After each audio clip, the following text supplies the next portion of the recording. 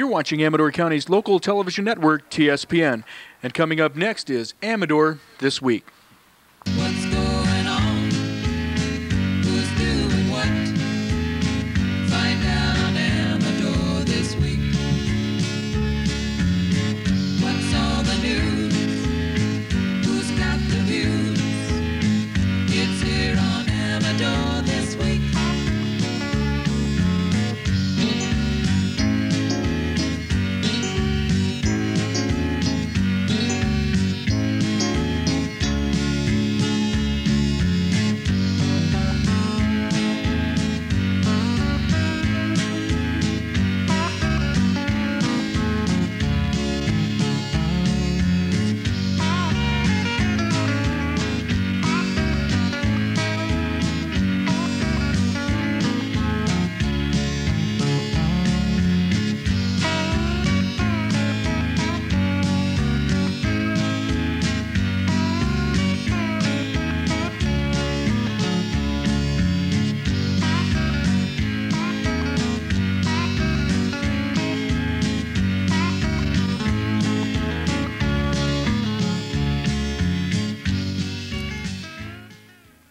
And now let's talk with your host, Larry Cenotto. Thanks once again for joining us in Let's Talk. This week, let's talk about St. Sava's Serbian Orthodox Church of Jackson and Amador County, celebrating, like Preston did not too long ago, a centennial. 100 years old is the church this year. Our guests are Milo Popavich, who is the president of the church, and a couple of distinguished elders, Dan Vukajlovich and George Banicevich. George and Dan, I hope you don't mind me calling you elders like that, but we'll get into that a little bit. George, how old are you now? I was 88 last Friday.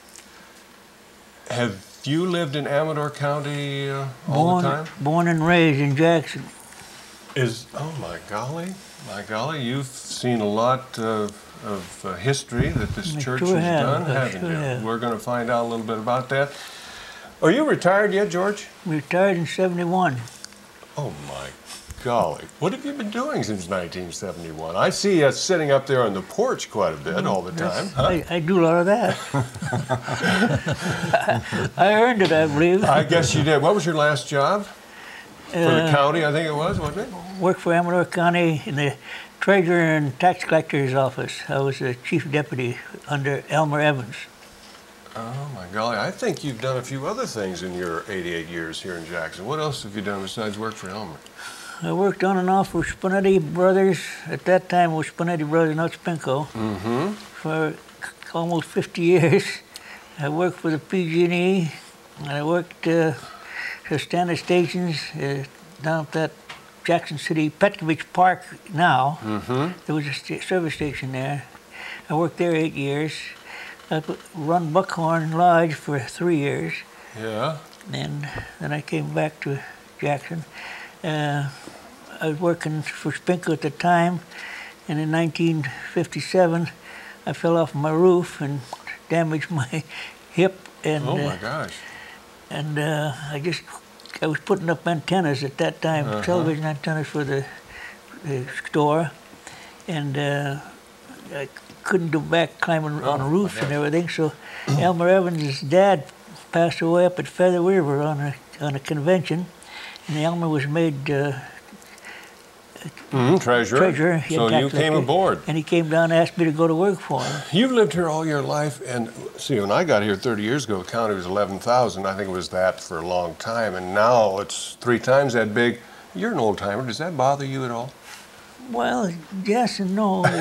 The traffic is what bothers me now. So it's the traffic. I still drive, and I have to renew my license next year. I don't know if I'll make it or not, but if I don't, I can always ride that bus, you know. Maybe Dan here will give you a ride. Oh, sure, Dan in that catering truck. Yeah, that's I don't have it anymore. Don't you? Dan, have you been here? Are you a native too? I'm a native, yeah. I suppose a lot of people certainly know you as being involved with the Wells Fargo restaurant and bar and all that. Now retired, taking it easy up there on Anita Street or wherever you live on Peak Hill there. What are you doing these days? Just play a little golf. That's about the biggest thing I do. And argue with my wife once in a while. Not very often, though, because she gets the last word in. There's no use. You have any connections still with Wells Fargo bar and yeah. restaurant? We're still there. Jim and I are both still in there. I mean, we never did give up the bar. We just leased out the restaurant at the time. Yeah. And then he didn't make it, so I just closed it up. Could you give us any insight as to what's going to happen in the future of the It's up for sale if you want to buy it, Larry. Ooh. So Ooh. just come around with See the advertising manager come about around with a little commercials. money, you got it. Yeah. Been active in the church for all your life? Well, I wouldn't say all my life, not this one, because I lived in Michigan for about 5 years when I was a kid. But most of my life I've been around Serbians. In fact, I was fortunate enough to be raised by them after I lost my folks. But over the years, I was pretty active in the last, I'd say over 40 years, more than that, 45 years. I came back to Amador County in 1949. He's a newcomer too? I didn't know that. I didn't live too far away. I lived in Sacramento for a while, but I came back here in '49 and I worked for Pioneer Club, and in Ione I ran a bar. Then I bought my own in '53. But you've certainly been active in the church since But in the 49. church I was active starting in '49, and in fact I was instrumental along with Violet Brievich, who lived here at that time, and she's passed away since. But we decided to recruit all of us young folks and get us into the church parish, and we did a good job of that. We got the response was great, and we got in there. We kind of took over after about 1951. We kind of took over most of the offices, and then from then on, we tried to show the old timers that we could do it, and some of them were kind of skeptical, but we proved that we could, and we carried on from that. You must have. They're celebrating their centennial this year, so you right, kind of kept things live and going. So You're going to reminisce about this a little bit later on sure in the will. program. Let's I move sure on will. to the El Presidente here, Milo Popavich. I've known you for a long time, just as a teacher at Sutter Creek Elementary. How long have you been there? I've been there 30 years. My golly, what grade? Grade 5, all those years. All right, and if anyone travels in Sutter Creek and goes down, is it Broad or Broadway? Broad Street. Broad Street, there's a regal building there down near the end, which you live in and you built, 10, 15 years ago. Magnificent house. Thank you, Larry. How do you describe that house? It's an 18th century Georgian manor home. Boy, that's really something. I think on the screen, either now or later, when they flash Dan and George's names up, I think it's supposed to say Kum. Yes. Kum Vukajlovich, Yes. or Kum George Banicevich. What does that mean? Kum means God Father, and that's the highest honor that the church can bestow upon its member. And Dan is going to become our Kum this year, or is our Kum this year for our 100th anniversary. The only one? No, there's actually plural of godparents is Kumovi in our language. So Dan is a Kum, Ivo Vasilovich will be the other Kum, and we have two Kumas, and they will be Mildred Popavich and Sava Terzic. And they will all be the Kumovi for our 100th anniversary. George was Kum for your 90th. Yes, I George. understand. Is he still a Kum? George is, once you're a Kum, you're always a Kum in our church. No matter where you live, where you go, you're always the Kum for the church. So George is the Kum for our 90th anniversary. So these folks have sort of honored position in your celebration coming up here? All of them. We'll have 9 Kumovi on that day, 5 from the 75th, 80th, and 90th, and 4 from the 100th. How long have you been involved with St. Sava's? 48 years. All your life? Since I was 5 years old, and I became altar boy for the church. All right. trace your history for us in the church. Altar boy when you were 5? Yes. And then what? I was altar boy at 5, and I continued on until almost into my 20s, because I became actually involved. You can become an altar boy or stay an altar boy, even as an adult. And then I became very active in the church. I joined the Serbian Benevolent Society, which was instrumental in building this church. I held all the offices of the church except secretary, recording secretary. I have been very active in all of their events, celebrations, and I'm very honored to be their president this year. Mm-hmm. Dan, how about your involvement in the church? Have you held offices or anything of this nature? When we first organized, I think it was back in '52, I was secretary-treasurer. And then I went into business, and my business took a lot of my time, and I just resigned the offices. But I had an experience as an officer. It was funny. I like to relate if I can. Go right ahead. But anyhow, they didn't audit the books while I was secretary-treasurer for I think I was there 3 years. So when I got out, then they had to audit the books, although we had an auditing committee, but they just... They trusted you? Either that or they just didn't want to do it. Well, anyhow, we met at George Bravich's house. I never will forget it. And he was on a committee and 3 or 4 others. So we're going through the books.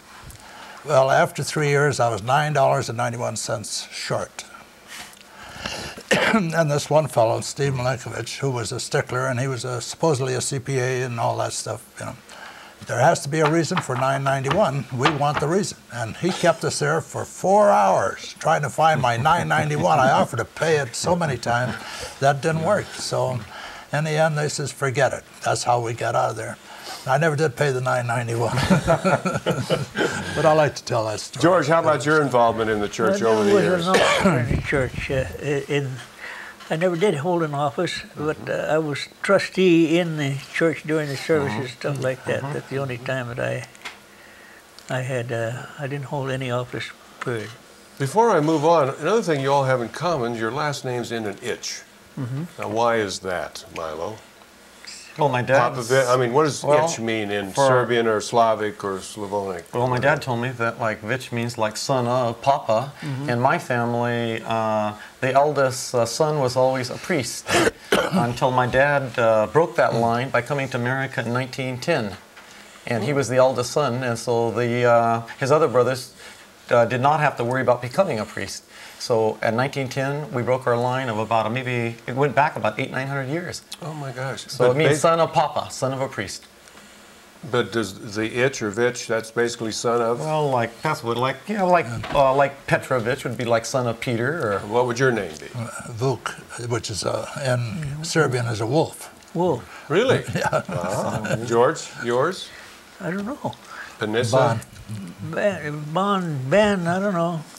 So it'd be Laban. I can't figure out what that one would be. But basically son of. But see, like those who were born, I know it's in Montenegro, but I don't think it holds true in other parts of Serbia. But like my middle name is Dusan, but my father's name was Dusan. So he named me Danilo Dusan.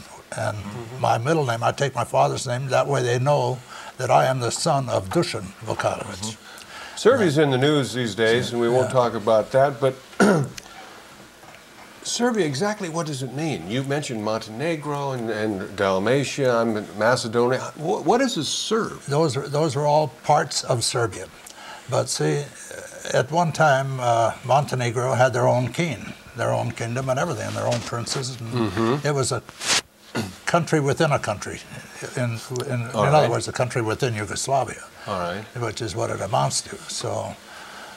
But when we say Serb today, when you guys say Serb, what are we talking about? Then you're talking about all of them. The Montenegrins and whatever, the Herzegovci and the Bokezi, the Pastovici.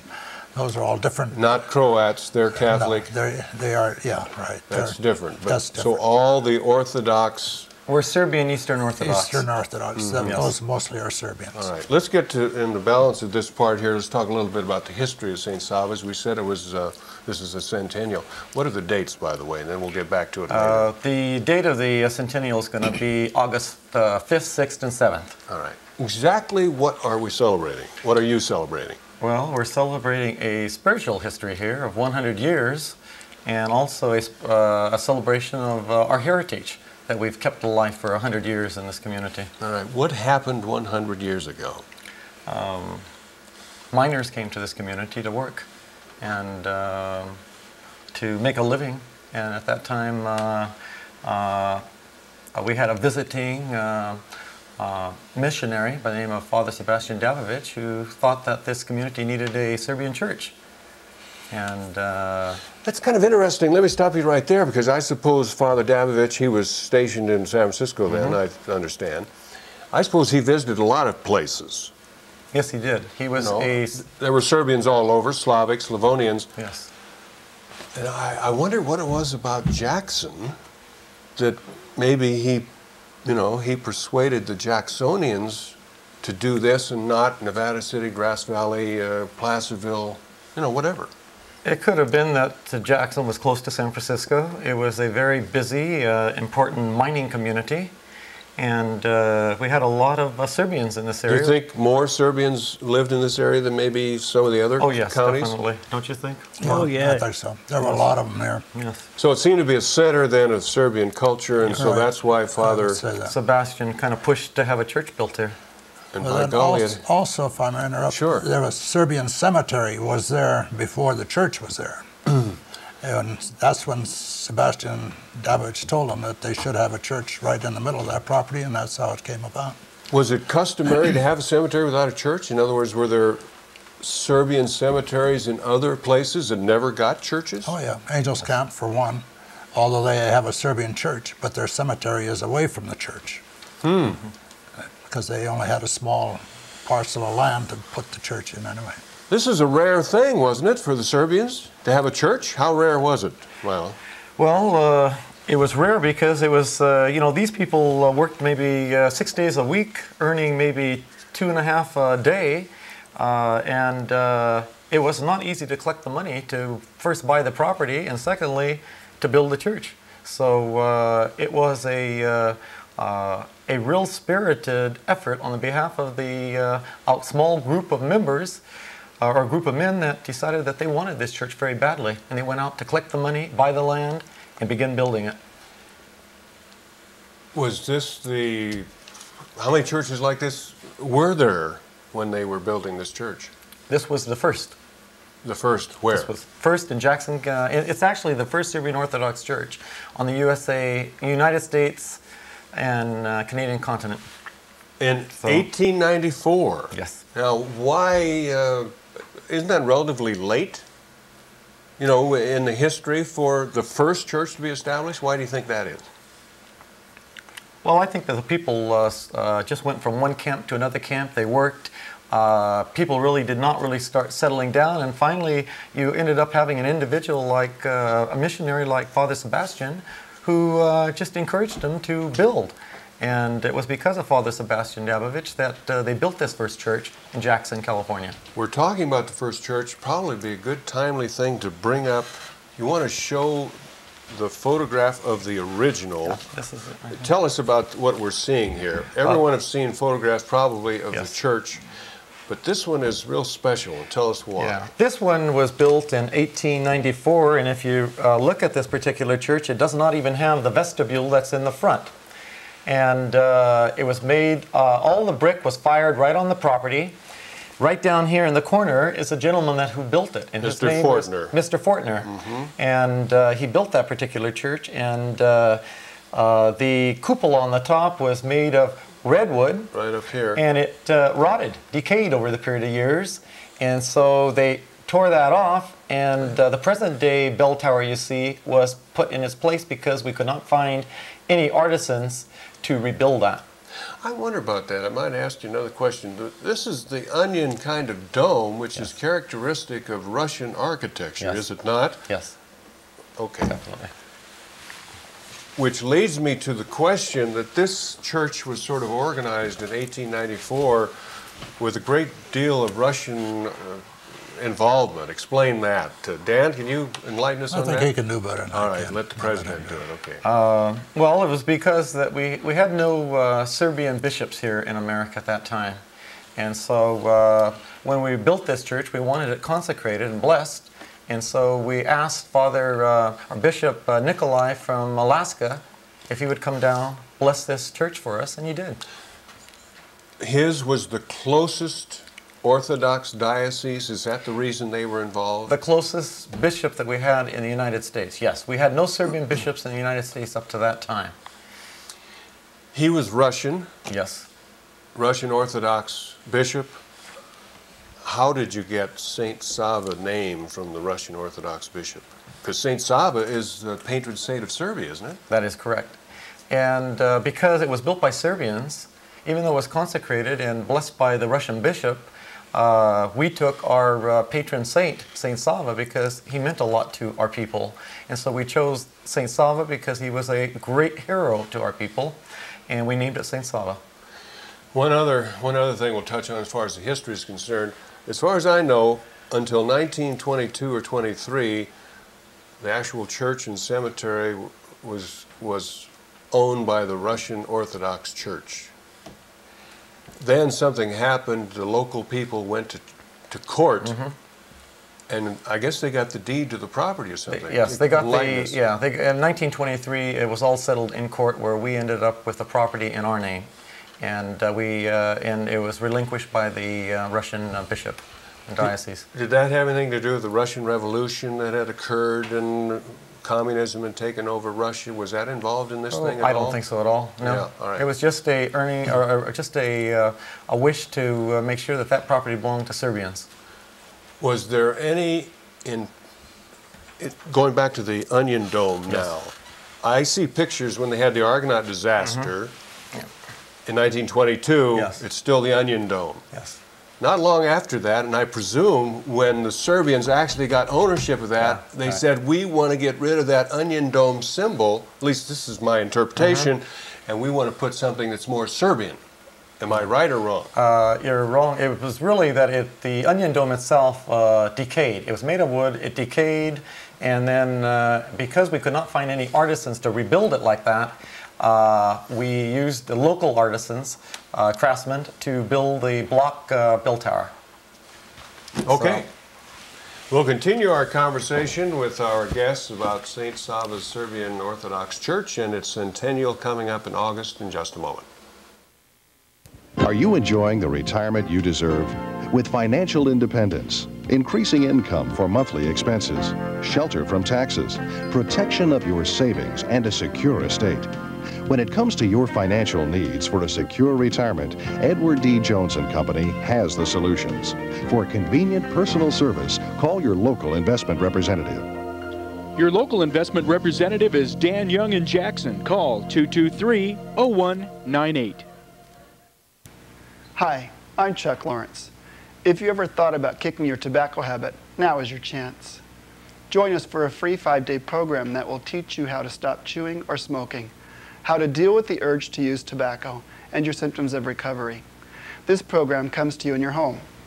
Follow the program along with your copy of the Cessation Guide and learn to become tobacco-free. Every day you will be closer to becoming free of your tobacco addiction. It is the best decision you will make this year. Mark your calendar from July 25th to July 29th. And don't miss the You and Me Tobacco Free program on TSPN, Channel 5, Channel 12, and Channel 36 from July 25th to July 29th at 6:45 a.m. and p.m. Call today for your copy of the free Cessation Guide.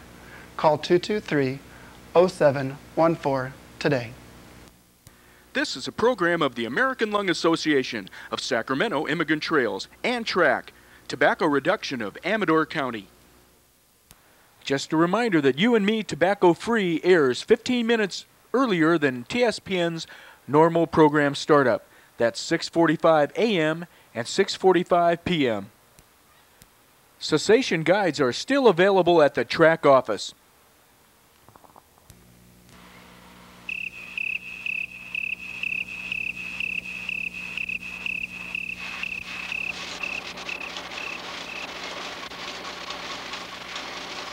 As you sleep, the presses are rolling at the Ledger-Dispatch.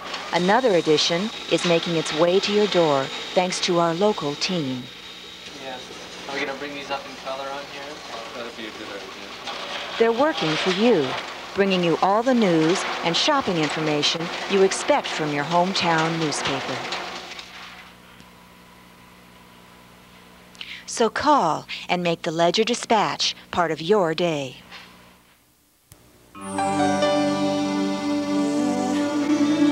Sally and I go way back. But in all these years, there's one thing I've never told her. How much she means to me.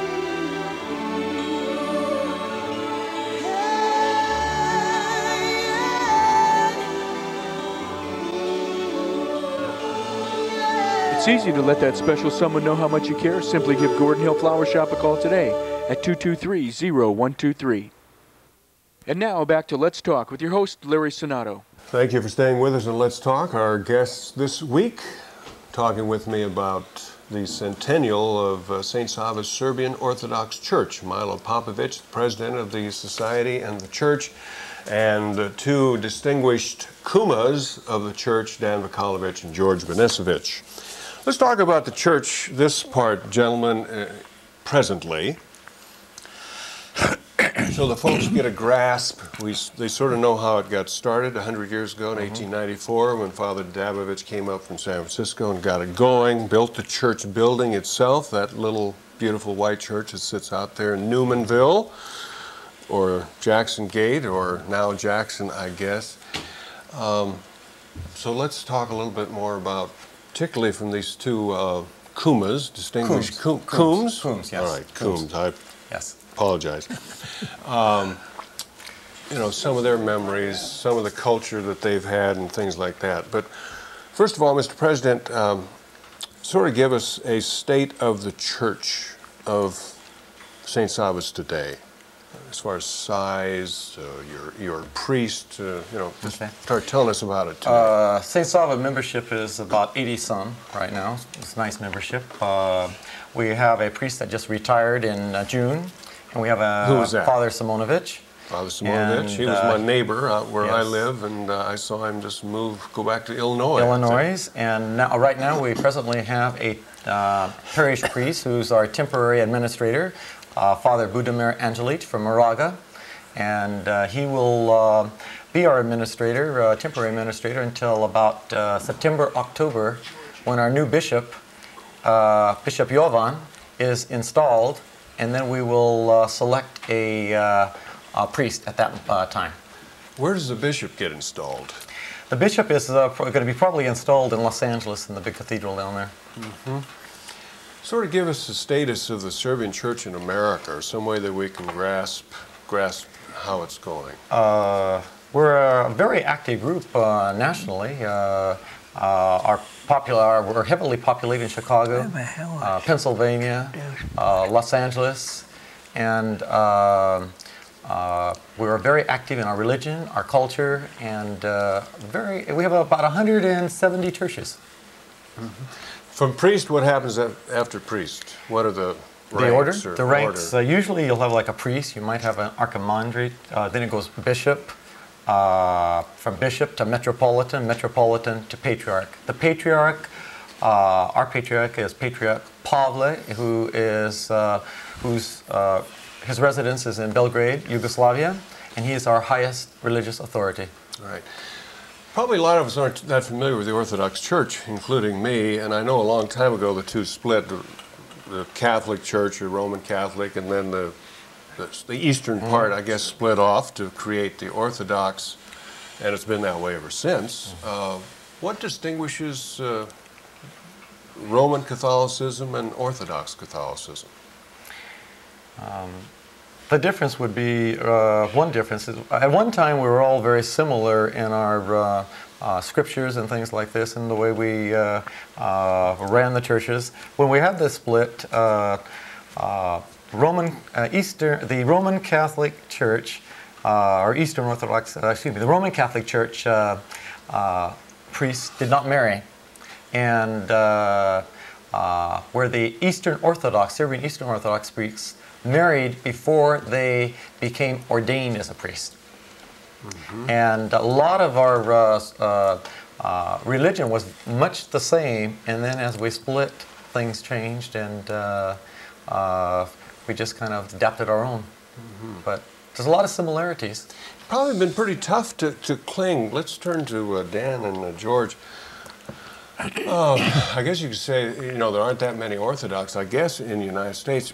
Pretty tough to keep it alive over the years. Let's take the period that you were active, you two guys, you from 1949 or 50 or what have you, and George earlier than that. But was it a tough job to keep it Orthodox alive in this melting pot called America? I don't think so, because I think the biggest reason it wasn't, a lot of us were born here. We, in other words, our parents couldn't speak English very well, you know, and most of us couldn't even speak English when we started grammar school. I know I couldn't. Really? You didn't? Really, you spoke? Well, I spoke Mexican and I spoke Serbian, because I lived on Kennedy Flat and I had a lot of Mexican neighbors, and I played with those kids. They learned Serbian and I learned Mexican. That's how we got by. But through the years, we were always at different homes. Like on Christmas, it was a custom to go from house to house and wish everybody a Merry Christmas, and then you would end up in somebody's house at the end of the night and dance till wee hours of the morning, and sometimes if it fell on a weekend, you might have stayed there for the whole day, Saturday and maybe Sunday sometimes. When you were growing up then, the culture was, I mean, it was being practiced all the time? Oh yeah, we definitely. In fact, I know from my own experience, I remember this one woman who lived, and her husband lived, and sons, lived just below us, Mrs. Kurlich. And I was what they call a polaznik. I was the first what? Polaznik. I was the first guest at their home on Christmas. And it was an honor to be that, you know, and I used to make it a point to get to her house first thing in the morning before anyone else. They announced in advance that who the Polaznik was? I was, yeah. And she would tell everybody that came in to see her that day that I was her first guest, you know. And she was proud of it, and I was proud of it, but I always made it a point to get there real early. You know? And then we had other customs, like this one time I'll never forget, Johnny Vukajlovich, Senior. He was in college, and he came up to our house to visit or something. They had a Ford Roadster, I think it was. And, of course, in those days, they had running boards, which will come into this conversation. But that day happened to be Matrica, which translated means Mother's Day.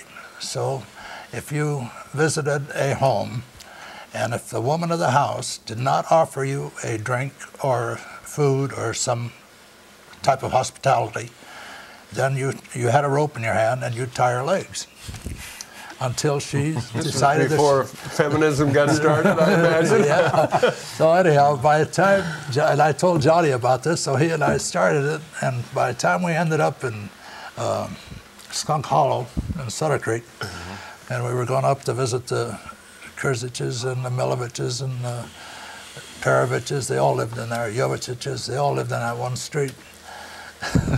We had about 10 or 12 guys on Johnny's Roadster, on running boards, on the hood. If you did that today, and we drove from Jackson all the way to Sutter Creek, you know, if you did it today, we'd all been in jail, you know, but for one reason or another. But that was another custom, and then here, after we got active in, you know, in our day. The culture was alive when you were growing up. When I was growing up. Was there ever a period of time when it began to die? No, not something needed to be done? Not while I was in school or even after school. In fact, like I said before, I think the war changed a lot. It took a lot of people away from here, you know, that went to Los Angeles, they went down to shipyards to work, and they took their families with them, you know. And there were a lot of families that had a lot of kids, you know, at that time, like Ivankovich's in Sutter Creek had 4, and Golovich's had 6 or 7, just a couple. Now, those kids, if the war didn't come along, they probably would have stayed here and grown up here and went to school here and worked here, who knows, you know. So, but that's one of the biggest reasons why our population went down during the war, was that they moved away from here, and naturally, if they worked in the shipyards or LA, wherever they went, they made more money than they would have in the mines. And of course, the mines were closed anyway. Yeah. George, when you grew up, did you celebrate Christmas on December 25th or Serbian Christmas on 2 weeks later? We celebrated the 7th, and we always, we had a... So you ignored the other Christmas? Pardon? You ignored the other Christmas on the 25th? No, we didn't. We were always invited to the 25th, the Christmas 25th, by the Banja family. You remember them? Yeah. They were Croatians and Catholic, Roman Catholic. So we'd go up their house and spend Christmas with them, and then on the 7th, they'd all come. Their family come down and spend it with us. So you had your tree, I presume. Oh, Did yeah, you have? Yeah. We had a tree on both.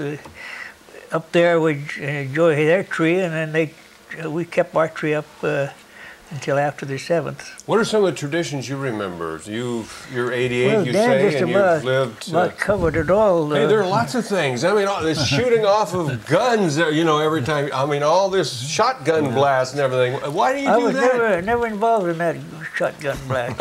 Hey, the sheriff is not watching this, George. I was never involved in it. I know you were, so tell us about it. Well, I wasn't much for shooting guns, but although I had a lot of them around my house, when I had an open house and so forth. In fact, he had two brothers that were pretty good at it. Sam Kostic and Ned But what is all Vukajlovich. that shotgun? I mean, just merely celebrating? What does it mean? Well, that just means that Christmas is here and they're happy to see it. In fact, years ago, they used to steal dynamite from the mines. The miners did, and they'd go up there on a hill and... Steal dynamite? Well, yeah, they use it in the mines, I mean, dynamite, Larry. And they just steal a few sticks of dynamite, put it up there on a hill and blast it off Christmas morning, and everybody knew it was Serbian Christmas. And that was the sign. Well, it was similar to 4th of July. Those fireworks we have on 4th of July celebrating something, whatever, and they celebrated Christmas the same way by shooting guns and letting the rest of the world know it was Serbian Christmas. All right, is this tug-of-war business, is this Serbian or is that something else? But No. we associate tug-of-war around here anyway with Serbians. That's because we had a Serbian tug-of-war team that won the state championship in 1933. Boy, you remember that well. Well, I was a kid, but I remembered. I wasn't that old, but let's see.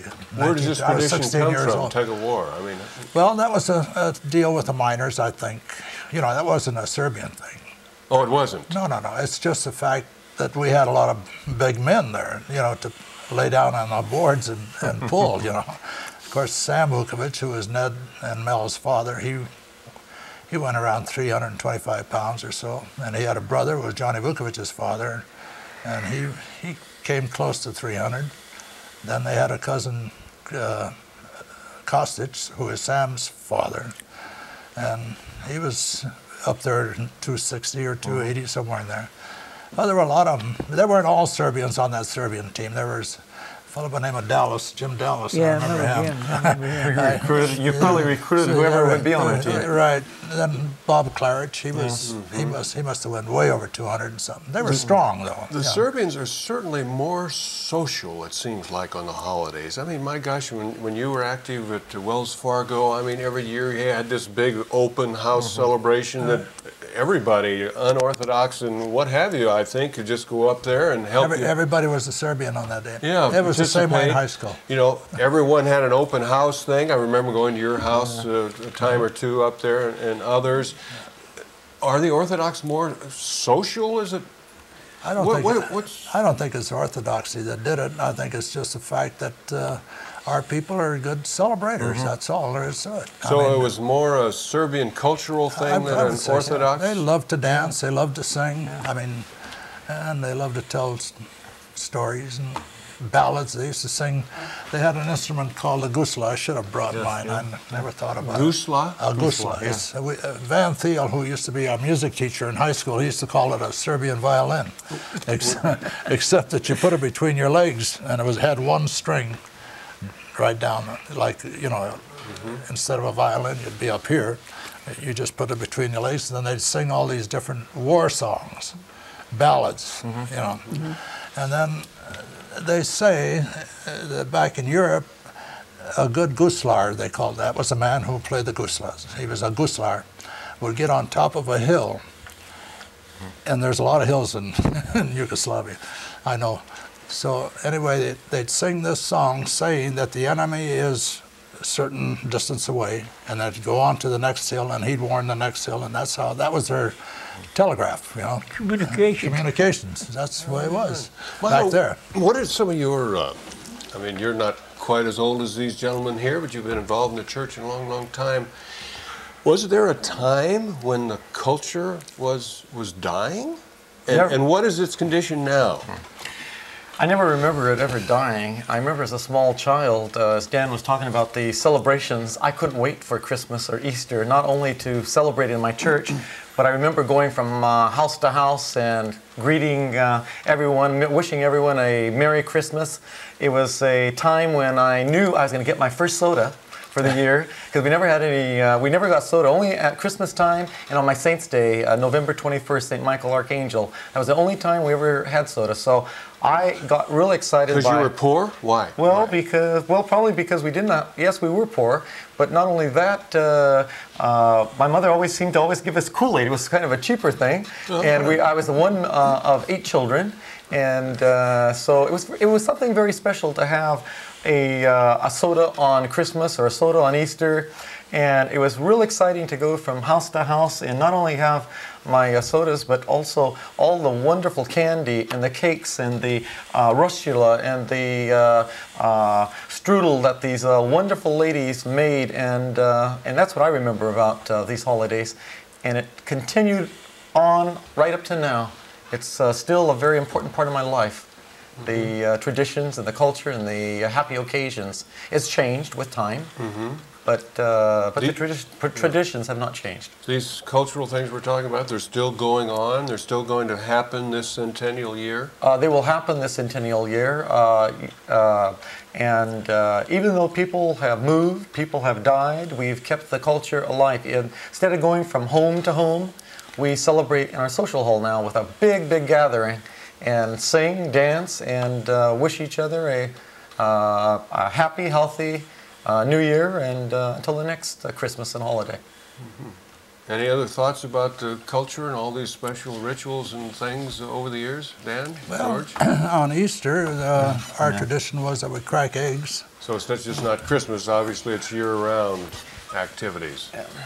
The what? Year-round, not just Christmas. We tend to concentrate on Christmas things that are happening, but you had cultural... we had it on Easter, like everybody had a couple of colored eggs and put them in their pockets, and when we were kids, a lot of guys had duck eggs. They're a little bit stronger than chicken eggs, you know. Okay. Okay, you had them in your pockets, and then what? Well, then when church was out, then I'd come up to Milo and say, I'll crack your egg. And if you did, then you took his egg from him. But then you'd tighten it up real close and just give him a little spot to hit. And until he hollered loud enough, then maybe you opened it up a little bit. It was all in fun. But I want to tell you a cute story on the same note that Dan's talking about. Easter, when I was about 8 or 9 years old, we had chickens. We had at our home, and we used what they call the laying eggs that the hens would use, the solid eggs made out of, I guess, plaster of Paris. And so what I did one Easter is I took one of these eggs and I painted it totally, decorated it up real nice so it looked like an Easter egg. And I went from house to house breaking everyone's egg until finally my dad met me at this one house, or caught me at this one house, and he says, "Let me see that egg." And he took the egg away from me, and he knew what I did, and I got, he spanked me and I ran home crying, and that was the, but anyway, I had a lot of fun until that happened. Gentlemen, let's take a short break here, and we're going to come back and talk about the big centennial celebration coming up and what's going to happen. All right, we'll be right back, continue our conversation about St. Sava's Serbian Orthodox Church's centennial. Making it to the pros takes a certain level of excellence, the experience to get the job done right, and a reputation for quality. Like top-quality CarQuest shocks and struts, professional technicians choose CarQuest gas-charged shocks and struts because they can be confident they're installing the best ride around. So for the best possible performance, install what the pros install. CarQuest. Welcome to the pros. ATI Parts Stores is your local CarQuest dealer, located in Sutter Hill, Jackson, and Pine Grove. One-stop market, where quality's always in style. One-stop market, they'll serve you with a smile. Produce that's as fresh as the nearest farm to you. The finest meats available and fresh fish too. One-stop market. One-stop supermarkets offer the best selection available of farm fresh fruits and vegetables. Several times weekly, shipments arrive from various produce sources to assure you the finest fruits and vegetables at One-Stop Supermarkets at Sutter Hill, Ione, and Pine Grove. Once you experience the selection of farm fresh fruits and vegetables at One-Stop Supermarkets, you'll know why our customers keep coming back. One-stop market.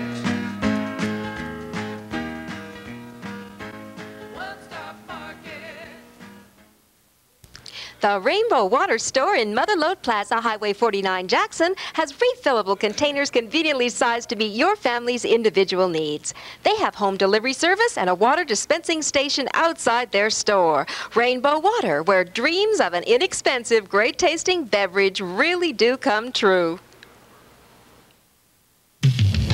Prospect Motors in Jackson. Take a fun trip to Jackson and visit the family with Cadillac, Pontiac, Olds, Buick, and Chevrolet. A family of professionals, come see and you'll agree. Prospect Motors has a huge selection of new and used cars and trucks at big savings. So when you're car shopping, shop at Prospect Motors. Make your best deal with the help of their knowledgeable and courteous sales staff, and find out how enjoyable buying a car or truck can be. Because you're dealing with friendly, hometown people who take pride in their community and their business. So don't be misled. For selection and service, your best buy is still nearby. That's your locally owned and operated Prospect Motors. Prospect Motors in Jackson. Take a fun trip to Jackson and visit the family. You're watching Amador This Week on your local television network, TSPN. And now back to Let's Talk, Amador This Week's weekly in-depth news segment with your host, Larry Cenotto. This week we're on Let's Talk. We're talking about the Centennial of St. Sava's Serbian Orthodox Church, the first church of its kind in North America. And our guest, president of the church, Milo Popavich, and a couple of distinguished longtime members, Dan Vukajlovich and George Banicevich from Jackson. All right, this section, finally we're going to talk about this big anniversary coming up. What are the dates, Milo? It's going to be August 5th, 6th, and 7th. So, since the last time I saw you, yes, something has changed. Can you stand up slowly and so you don't pull your mic cord and let them, what do you have on? This is a cloth that was, or actually a banner that was worn by the Serbian benevolent members for celebrations of all kind, like the 100th anniversary. If we had enough members, they'd be wearing this as part of the celebration. They'd wear this to Saint Day celebrations, or if they marched in the Italian picnic parade, which they did on many occasions, they wore the same banner. Mm-hmm. That is a rare relic, I would imagine. Yes, this is the first time it has been on public view. It's today. First time since when? Actually, since the last time it was used, probably for a marching or a celebration, probably, let's say, 40 years. Any more of those exist that you know of? We have several of these that I've kept in our archives. Mm-hmm. And they're very precious to us. I'm sure they are. So many things are going to happen. You got a program or something? Just yes. What's going on? On August 5th, 6th, and 7th, we're going to have, on the 5th, we're going to have a celebration at the St. Sava Mission. There's going to be a welcome day. It'll be a lot of food and music. On Saturday, we're going to have a liturgy at 10 a.m. in the morning, and after that, we're going to start at the Amador County Fairgrounds with several things taking place all day from 12 o'clock until we close very late in the evening. And we're going to have 5 different band groups playing. We're going to have a lot of the pastry pavilion we're going to have. That'll have a place where you can buy rostda, strudel, or have a sit down and talk and chit-chat about what's happened in the last many years. We're going to have a children's events. We're going to have a lot of dancing. We're going to have choir concerts. And then on Sunday, we're going to have a hierarchical liturgy. And our 2 metropolitans, Metropolitan Irenee and Metropolitan Christopher, will be there with about 6 bishops, 1 coming all the way from Australia. Wow. And it's going to be quite a beautiful affair. Very spiritual, but very beautiful. And it's something that I don't think the public would want to miss. Everyone's kind of, I'm sure, concerned that our church is so small. Where are all these people going to fit? Well, we're going to have a stage on the outside of our church, a very large stage to hold the 2 metropolitans, the bishops, and about 30 or 40 priests that will be in attendance. And all of the spectators will be amongst the graves. It's a day of earthly and heavenly spectators. And so anyway. So this poster is going up? Yes, it's going to go up all over around the county, and I want to let everyone know that the public is invited and welcome. And we're also going to, at the Amador County Fairgrounds, we're going to have a historical art gallery. And it's going to be it'll be the first time that many pictures and cultural items that will be seen for the first time by the public. So, like this, and this particular banner I'm wearing. And a lot of things that are coming out of our archives will be there, and some wonderful historical pictures, family events. I'm going to show you, this is a picture, one of them, of many that you will see. Moving around a little bit so yes. Dan and George can yes. see it. And George over here can certainly identify several people. What are we, George? What are we looking at here? We're looking at a celebration around 1916, probably our Saints' Day celebration, St. Sava. Which would be January 27th. Yes, somewhere in that area. So, and George knows a lot of the people here. Yeah, I just mentioned him a little while ago. George, you were old enough, but you weren't. Yes, I was. Were you present? Pardon? Were you present? I don't remember that. Could have been. You know anybody in this picture? 1916, I was only 10 years old, see. So all right. You know any of these people in the picture? Who's this fellow by the flagpole, I guess, here? That was that Ronaldo Del Porto. Right here, right here. Yeah. He wasn't Slav. He just happened to be there. What about the band, George? The band was all local. All local. They were Serbian band? No, that's the Jackson City band. They were not... the city had its own band in those days, huh? Yes, it did. Van Thiel kind of organized it, but is Van Thiel, is this him right here? Merchants in town, some were barbers, some were just a little bit of everything, but they're all local. All right, that was a happy occasion. You have another photograph of a more somber occasion in the history not only of St. Sava's, but of the whole community, right? You want to show that I want to show you something also. And at that time, this banner would have been in reverse, and it would have been worn with the black showing, which against this black, maybe it's not showing up a lot, but this was the time of the Argonaut disaster, and we have 11 of our members that were killed in that particular disaster. Dan, you weren't here then, 1922? Mm-hmm. You were here? What do you remember of this? Well, I was only 5 years old, so I don't really remember a lot, except that my father worked at the Argonaut. And from that day of that fire until he died, it was 2 years he was bedridden all that time. But he was on a rescue squad. Everybody was that could walk or whatever, from what I hear. And then he was full of that gas, and his lungs were...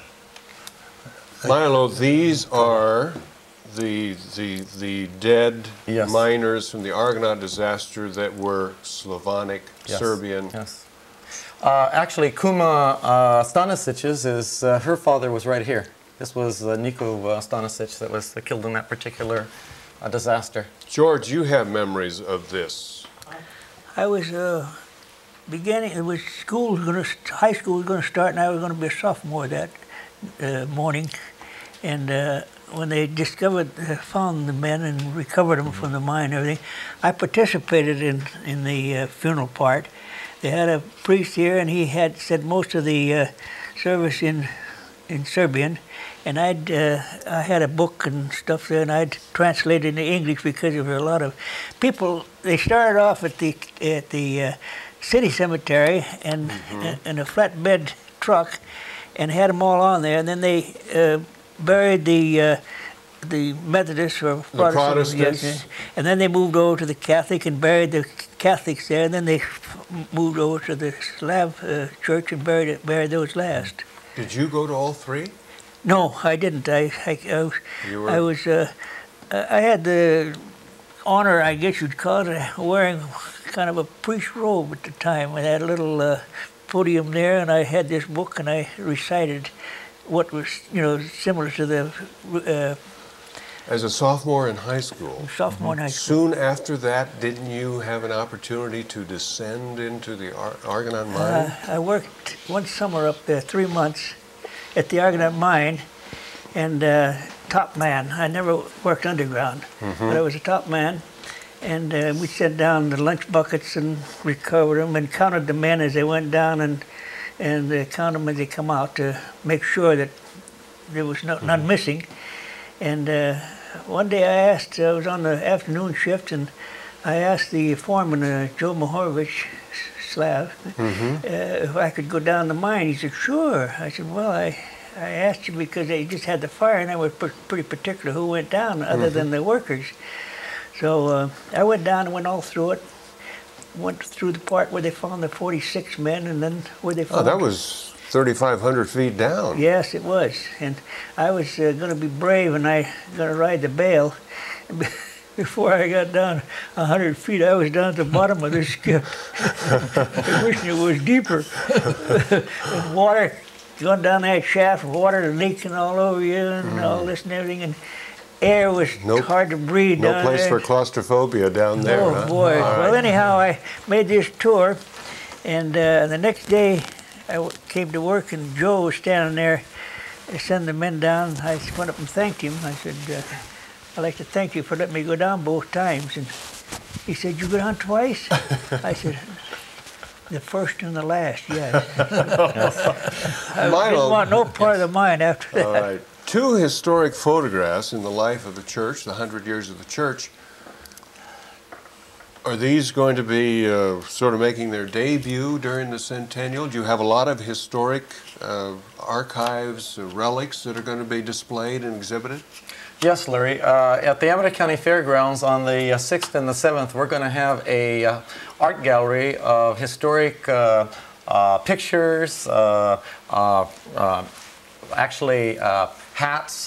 Dan mentioned a gusla. It'll be a time when you can see our musical instruments, our clothing, and we're going to also tie the historical part in with the Motherlode Gold Country art, because a lot of our people are coming from all over the United States and Canada. We expect 3,000 or 4,000 people here, and they're going to see a gallery that's going to show them the last 100 years of the St. Sava Serbian Orthodox Church. And I think it's going to be worth everyone's time to go see it either on Saturday or Sunday. You emphasize the public is welcome and invited. Obviously, this is is it a Serbian celebration? It's a Serbian celebration, but the public is invited. Oh, yes. Yeah. Yes. Public's always invited to our celebrations. Oh, yes. Yes. The more the merrier. One tough question. Some of us, I think, realize that in recent years there's been some kind of schism in the local church. And I don't want to create controversy or anything, but I want to know, is this celebration, is this the whole church celebrating?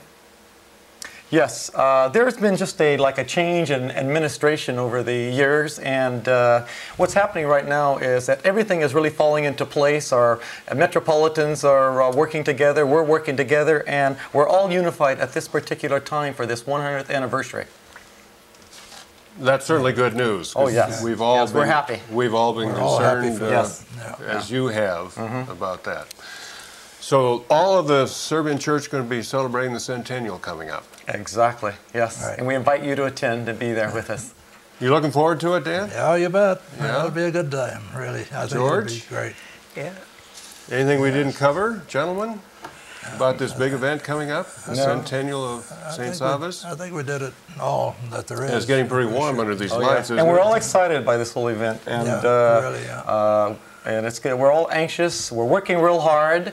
And I do at this time want to thank George Martinovich, who has directed and coordinated a lot of this 100th anniversary and relieved me of a lot of duties to take care of some important duties of like the art galleries and other things that are important to the church. So anyway, thank you, George. All right. Yeah, but can I say one thing? Yes, Dan. This is regarding George Martinovich, you know.